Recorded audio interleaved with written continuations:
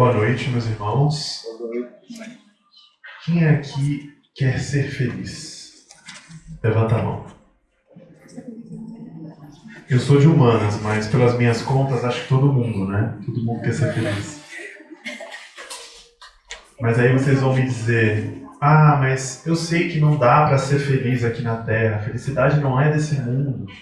Então eu já me convenci de que eu vou sofrer aqui para ser feliz no céu.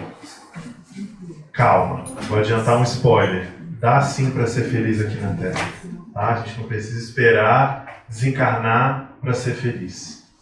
E a nossa conversa de hoje vai falar justamente sobre isso. O segredo da felicidade. Eu até estava brincando aqui antes, né? Assunto muito tranquilo. Todo mundo sabe o segredo da felicidade, todo mundo coloca em prática, não é um problema. Mas a gente vai falar um pouquinho mais hoje. E esse tema vem desse livro aqui, Vibrações de Paz em Família, de Hermance Dufour. É a lição de número 39. Então, quem se interessar, pode depois procurar esse livro, que tem diversas mensagens muito boas, aqui na Livraria do CRE. É um livro de Hermance Dufour, uma jovem médium francesa, que teve um papel muito importante na codificação da doutrina espírita. Ela era filha de um conhecido de Allan Kardec, então, através dela, muitas mensagens vieram, né? Muita pesquisa foi feita, e ela tem muitos títulos sobre emoções, saúde mental, então temas muito pertinentes para a nossa realidade hoje, né? Então, quem quiser pode procurar depois, é um meio da gente ajudar também a casa. A gente fala muito da felicidade, né? Onde quer que a gente olhe, ali está a busca pela felicidade. Nas propagandas, nas conversas, no divã. E mesmo assim, parece que a felicidade ela escapa da gente o tempo inteiro. Por que será que isso acontece? O que a gente está fazendo de errado? Qual seria o segredo para a gente finalmente encontrar essa felicidade? Hermance fala para a gente que desde que o ser humano se entende como ser humano, ele tem esse desejo. E se a gente parar para refletir, grande parte das conquistas materiais e do progresso que a gente observa no mundo vem dessa vontade. Querendo ser feliz, o homem desbravou novos territórios, pesquisou ciência, buscou modificar a casa onde morava, e assim nós fomos avançando enquanto humanidade. Só que a gente não alcança a felicidade que a gente tanto almeja. E aí o que acontece? Vem o sentimento de frustração. E ao se frustrar, o ser humano ele se vê numa encruzilhada, em que ele tem dois caminhos possíveis. Geralmente, ele opta por um ou por outro. Ou ele tenta transferir a felicidade para as sensações passageiras, para o material, prazeres, ou ele se volta para a religião e espera que através dela Deus vai entregar essa felicidade sem nenhum esforço ou sacrifício. Um dia ele vai acordar e vai dizer, finalmente feliz, transformado. Só que a gente sabe que não é por aí. Eu perguntei aqui no começo, quem quer ser feliz? Todo mundo levantou a mão. Agora, se eu perguntar o que é felicidade, aí a gente vai ter todo tipo de resposta para catalogar. Cada um vai ter uma referência, cada uma vai ter uma definição diferente. Porque nós somos seres complexos, com vivências muito diversas entre si. Então a gente acaba legitimando a felicidade de uma forma ou de outra. Mas quando a gente tem dúvida, o que a gente precisa fazer? Recorrer aos espíritos, né? Então eu fui lá no Livro dos Espíritos, e Kardec pergunta a eles, na questão de número 920, o homem pode ser completamente feliz na Terra? Olha, essa palavrinha ela é muito importante para nós, para depois não falar que eu vendi para vocês um sonho inalcançável. Completamente. Será que o homem pode ser completamente feliz na Terra? E aí os espíritos muito certeiros disseram, não completamente, porque ainda somos seres falhos, que encarnam em busca de reparar o passado. Então, num planeta escola como a Terra, as dores ainda têm um papel educativo muito importante. Nós não alcançamos um patamar de evolução em que esse recurso não precise mais ser utilizado. Então, faz parte da nossa experiência na Terra passarmos por dores, frustrações. Agora, cabe ao homem, dizem eles, entender como lidar com esses sentimentos, com essa dor e esse sofrimento, para atenuar o impacto que ele sente e, consequentemente, ser tanto feliz quanto possível na Terra. Isso é muito interessante, porque numa resposta relativamente simples, eles nos dão o segredo da felicidade. Nós já sabemos logo de cara que nós não podemos ser completamente felizes na Terra ainda. Então, já nos dá esperança. E a gente sabe que ser felizes é uma responsabilidade que está nas nossas mãos. E como é que é isso? Através das minhas escolhas. Então, a gente ouve muitos falar, né? A gente não controla nada ao redor, mas a gente pode controlar como eu vou reagir ao que acontece comigo. Então, essa reforma que a gente precisa fazer, ela começa dentro da gente. Tem um outro livro de Hermance Dufour, que é Escutando os Sentimentos, que é um livro excelente também, a gente também tem disponível aqui na livraria. E tem uma passagem que um médico, o Dr. Inácio, num hospital espiritual, ele prescreve 3 medicamentos pra gente, que eu acho que são muito pertinentes para a nossa conversa hoje.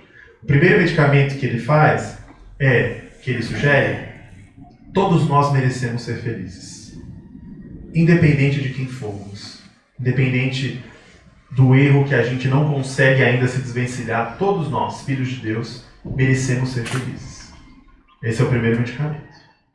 O segundo medicamento, ele fala, é a gente começar a procurar a razão das nossas dores não fora da gente, mas dentro de nós.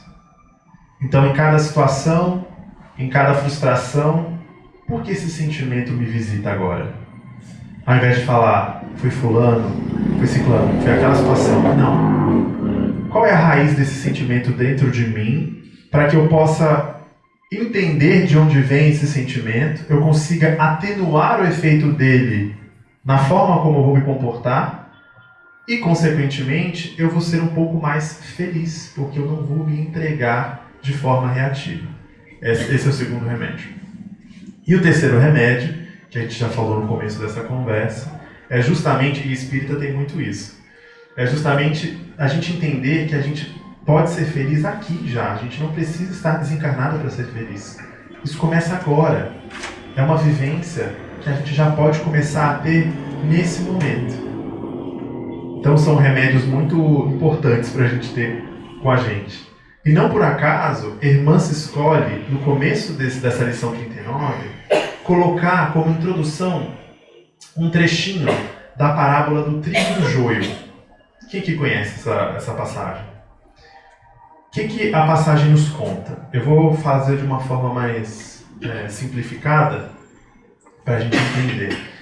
A parábola conta que existia um homem de muitas posses, um homem com muitas terras. E ele plantou com seus empregados muito trigo. Quilômetros e quilômetros de trigo. E depois de um dia inteiro de trabalho, ele foi descansar. Descanso merecido, se deitou. No meio da noite, os funcionários acordaram ele desesperados porque existia joio no meio do trigo. Joio é muito parecido com o trigo.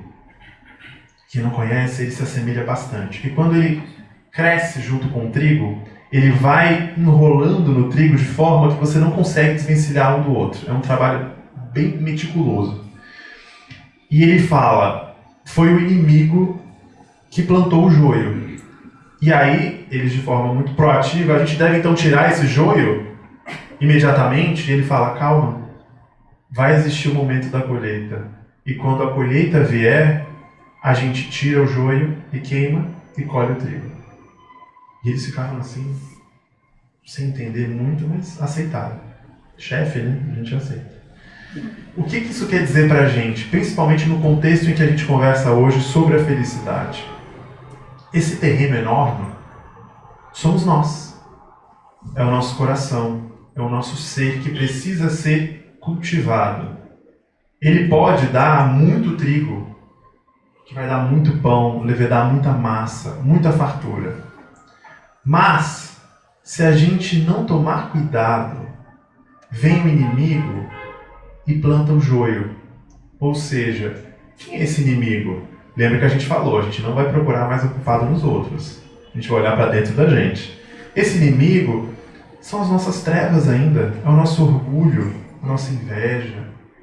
Se a gente não meditar, se a gente não orar e vigiar, esse joio toma conta de tudo. E vai dar um trabalhão para a gente poder separar isso. Então a gente escolhe o que a gente quer plantar dentro da nossa plantação interna, do nosso coração, do nosso emocional. Nós somos responsáveis por essa colheita. Não é ninguém que vai chegar aqui e vai dizer o que vai plantar, o que vai deixar de plantar, o que vai colher. Tudo aquilo que a gente planta, a gente vai colher. E por que esperar a colheita? Ah, espera, ele fala, não, chefe, vamos esperar a colheita, que uma hora vai chegar e a gente separa. Porque todos nós temos a nossa curva de aprendizado. A colheita para mim vai ser num momento, para você vai ser em outro, para você vai ser em outra. E a gente precisa respeitar e nos acolher nesse tempo, sem nos forçar a um processo que não nos pertence.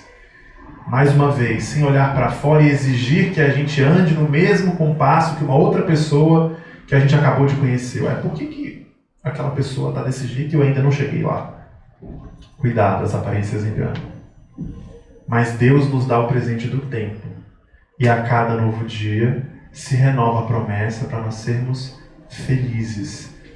Não completamente ainda, mas felizes. E claro, como eu sei que todo mundo vai sair daqui cuidando da sua plantação interna, muito em breve, quem sabe, a gente consegue ser mais feliz do que a gente é hoje.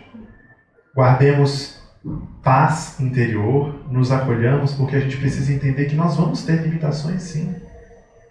E o segredo da felicidade também é estar em paz com isso. Todos nós temos limitações. E nós temos que nos amar. Temos que nos respeitar para sermos felizes. A gente não consegue ser feliz se a gente olha no espelho e a gente fica se maltratando. Olhando só o que falta, olhando só o copo meio vazio. A felicidade também está nisso. Então, vamos sair daqui com essa certeza que nós precisamos cultivar o nosso campo interior. Eu vou ler para vocês uma mensagem que eu trouxe, uma poesia muito bonita, de Chico Xavier, no livro A Aurora de uma Vida entre o Céu e a Terra, que fala justamente sobre a felicidade. Esse é o tema.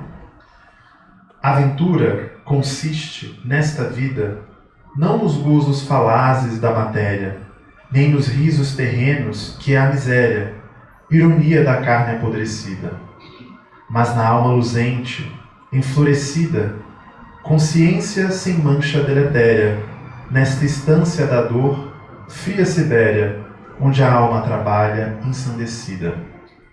A aventura sem mescla não consiste, na alegria da terra ainda mais triste, do que as noites sem luz em seu trevor. Só seremos, de fato, venturosos, quando formos espíritos bondosos, verdadeiros adeptos do amor.